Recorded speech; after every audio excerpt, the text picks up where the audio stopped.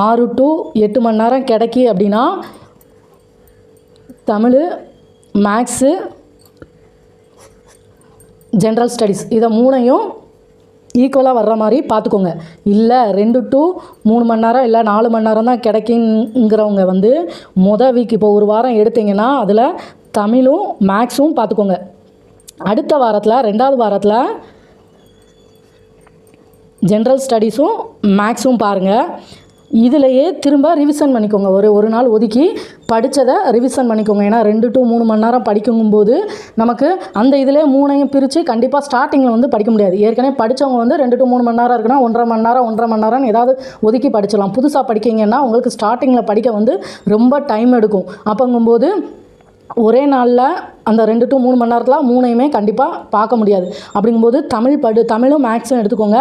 அடுத்த வாரத்தில் வந்து ஜிஎஸும் மேக்ஸும் எடுத்துக்கோங்க. இப்போ ஜிஎஸ் படிக்கும்போது ஏற்கனவே தமிழ் படிச்சிருப்பீங்கல்ல, அதை வந்து ரிவிஷன் பண்ணுங்கள். இப்போ அடுத்த வாரத்தில் தமிழ், மேக்ஸு அந்த மாதிரி உங்களுக்கு வசதியாக மாற்றிக்கோங்க. இப்போ இந்த 3வது வாரத்தில் வரும்போது இந்த 2 வாரம் படிக்கிறத கண்டிப்பாக ரிவிஷன் பண்ணுங்கள். இப்போ 6 to 8 மணி நேரம் படிக்கிறீங்க அப்படின்னா அதில் 1 மணி நேரம் டெய்லி படித்ததை ரிவிஷன் பண்ணிவிட்டு வாரத்தில் ஒருக்கா ரிவிஷன் பண்ணால் கூட உங்களுக்கு டைம் நிறைய இருக்கும்.